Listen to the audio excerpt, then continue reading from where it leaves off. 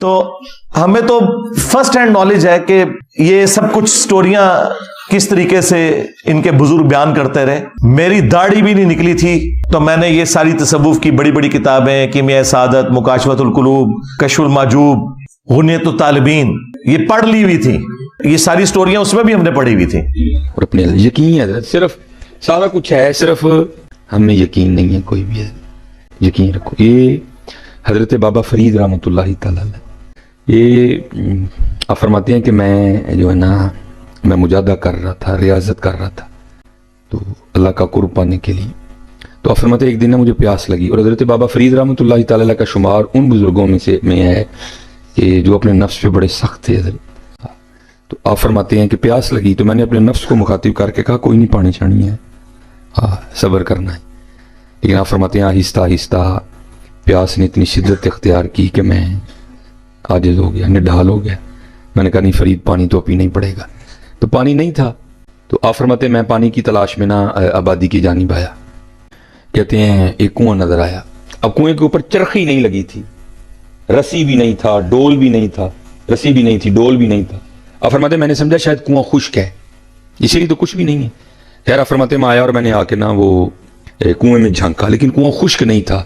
کنویں میں پانی تھا لیکن پانی کھینچنے کے لیے کچھ بھی نہیں تھا. اب حضرت ہم تو ایویں رونا شروع کر دیتے ہیں نا. وہ بڑے یقین والے لوگ تھے. کہتے میں نے کہا اچھا یار، جو یہاں تک لے کے آیا آگے بھی بندوبست کرے گا. آپ فرماتے میں کنویں کے پاس بیٹھ گیا، ذکر الہی کرنے لگ پڑا. فرماتے کیا دیکھا؟ یکا یک جنگلی ارنوں کا ایک جوڑا آیا کنویں پہ. کہتے جیسے میں نے آ کے جھانکا تھا نا، تو میرے جھانکنے سے تو کچھ نہیں ہوا، لیکن آپ فرماتے جب انہوں نے جھانکا نا کنویں میں تو کنویں کا پانی اوپر آ گیا. کیا میں بڑا حیران ہوں. اللہ ہے بھائی، میں آیا تو پانی اتنے نہیں آیا، ارن آئے نے تو پانی اتنے آ گیا. تو شیطان تو حضرت پہلے اس طاق میں ہوتا ہے نا، کوئی معاملہ بنے تو میں بندے کے دل میں وسوسے ڈالوں. اب شیطان نے وسوسے ڈالنے شروع کر دی. اللہ بھی چنگی گل ہے، 4 قسمیں کھا رہے ہیں اللہ، والتین والزیتون وطور سینین وہذا البلد الامین. 4 قسمیں کھا کے اللہ کہہ رہے ہیں لقد خلقنا الانسان فی احسن تقویم. وہ بندے تجھے سونا بنایا، چنگا سونا بنایا تجھے، تو پانی نہیں آیا تیرے لیے. اور اوپر سے مرید چشتیوں کا قطب صاحب شیخ ہیں، حضرت سلطان الہند دادا شیخ ہیں، حضرت خواجہ عثمان ہارونی رحمت اللہ تعالی علیہ مجمعین پردادا شیخ ہیں، پانی نہیں آیا. فرماتے خیر میں نے اس کے وسوسوں کو ہٹایا. ہرنوں نے پانی پیا، پانی پی کے چلے گئے. اب آپ فرماتے پانی اوپر ہی تھا. تو میں نے کہا چل فرید پانی آیا نہیں، پانی ہے تو تئی ہے نا، چل تو ہی پی لے چل کے. آپ فرماتے جب میں پانی پینے کے لیے گیا تو پانی پھر نیچے اتر گیا. کہتے میری حیرانگی میں اضافہ ہوا. بھائی پہلی بات میں آیا تو پانی نہیں آیا، ہرن آئے تو پانی آ گیا. اب پانی اوپر ہی تھا، میں پینے کے لیے گیا تو پانی پھر نیچے اتر گیا. یہ کیا ہو رہا ہے؟ اب حضرت عام تو نہیں تھے نا، وہ تو خاص لوگ تھے حضرت. کہتے میں نے اللہ کی بارگاہ میں عرض کی، یا اللہ میں آیا تو پانی اوپر نہیں آیا، ہرن آئے تو پانی اوپر آ گیا. اب پانی اوپر ہی تھا، میں پینے کے لیے آیا تو پانی پھر نیچے چلا گیا. تو یہ کیا معاملہ ہے؟ تو پھر جواب کیا آیا؟ فرید تو رسی تے ڈول دے آسرے تے آیا سے، تو رسی تے ڈول دے، تو آیا تھا جاؤں گا، رسی ہوگی، ڈول ہوگا، پانی کھینچوں گا، پیوں گا. تو رسی اور ڈول کے آسرے پہ آیا تھا، اور ہرن ہمارے آسرے پہ آئے تھے. اور فرید جس دن تو بھی ہمارے آسرے پر آئے گا ہم تیرے لیے بھی پانی اوپر بھیجیں گے. بات تو ساری یقین کی ہے، بات تو ساری آسرے کی ہے، بات تو ساری یقین کی ہے. تو یہ کہنا کہ مجھے کوئی تکلیف ہوتی ہے اس سے، یہ مرچیں لگتی ہیں، نہیں سرکار، مجھے خوشی ہوتی ہے کہ آپ اس طرح کی سٹوریاں بیان کریں تاکہ ہم لوگوں کو بتائیں کہ ان کا دین یہ ہے جس کا کوئی کتاب و سنت سے لینا دینا نہیں ہے.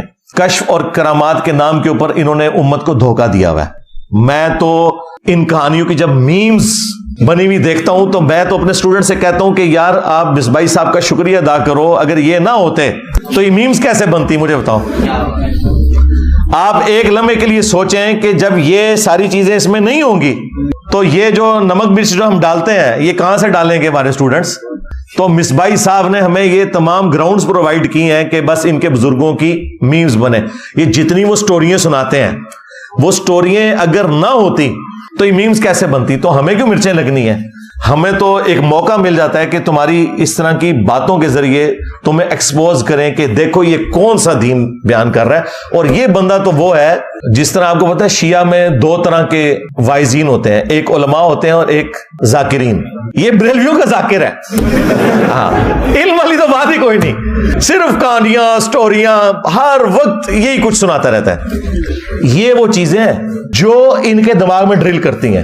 دنیا میں بخاری مسلم تو 1200 سال سے تھی, قرآن 1400 سال سے تھا, چینج کیوں نہیں آ رہی تھی؟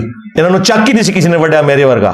لوگ ان کے ساتھ بےچارے وہ میٹھی میٹھی باتیں کرتے رہے. ان کو ان کی زبان میں بتانا ہے. یہ ہے جس کو قرآن میں حکم دیا گیا وَجَادِلْهُمْ بِالَّتِي هِيَ أَحْسَنُ, ان سے مجادلہ کرو. یہ اس کو میں نے نام دیا انجینئر کی ڈاکٹرن. ہاں, یہ میری ڈاکٹرن ہے. میں ڈاکٹر بھی ہاں, انجینئر بھی ہاں تے سرجن بھی ہاں. ہاں, جتنے چیرے کی ضرورت پہنتی ہے چیرا بھی لانا اللہ دے فضل نال, اور بیہوش بھی نہیں کرتا. ہاں, انبیاء کا دین کیا ہے اور بابوں کا دین کیا ہے؟ میرا بابوں سے کوئی ذاتی جھگڑا نہیں ہے.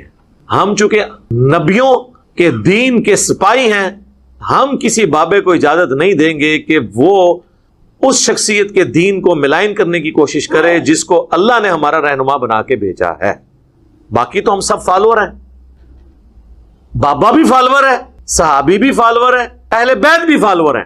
امام جو ہے وہ محمد رسول اللہ ہے صلی اللہ علیہ وآلہ وسلم. ہم کسی شخص کو یہ اجازت نہیں دیں گے کہ وہ رسول اللہ کے دین کو ٹیمپر کرنے کی کوشش کرے, کیونکہ کوئی شخص ہم پہ اگر دھونس ڈالتا ہے تو کس کی دھونس ڈالتا ہے؟ کوئی بڑا بزرگ دھونس کس چیز کی ڈالتا ہے کہ میں تمہارا دینی پیشوا ہوں, تم میری بات مانو. لیکن تم اگر دینی پیشوا ایسے ہو کہ تم وہ دین بتا رہے ہو کہ جس دین کے اوپر تم نے عزت اویل کی, اس دین کو ہم تک پہنچانے والی شخصیت تو بالکل کوئی اور بات کرتی ہے, تو تیری عزت میں کیوں کروں؟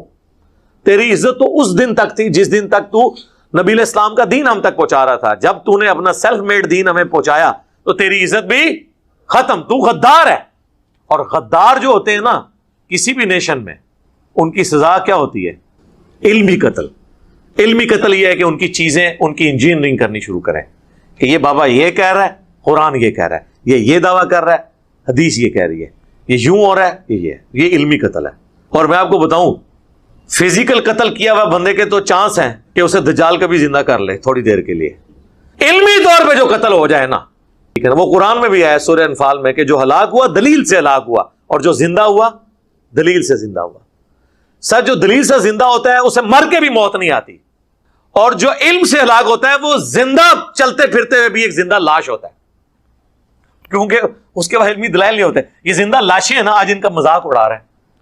دیکھیں وہ بچے جو کل تک ان کے سامنے اونچا سانس نہیں لیتے تھے, آج ان کا مذاق اڑا رہے ہیں.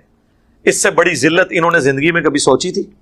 تو یہ علمی لاشیں جو آپ کو نظر آ رہی ہیں, بلکہ غیر علمی لاشیں. جتنے گمراہ فرقے ہیں آپ ان کے اندر کامن چیز دیکھیں گے, وہ نبیوں کو نکال کے اللہ تک پہنچنے کی کوشش کرتے ہیں. ظاہر ہے جب نبیوں کو نکالیں گے تو گیپ تو فیل کرنا ہوگا نا, وہ بابے ڈال لیتے ہیں بیچ میں. اور میری ذمہ داری ہے کہ میں بابے پکڑ کے نکالوں. بابے نکلتے ہیں تو پھر اس کی تعلیمات آ جاتی ہیں جس کی قبر مدینے میں.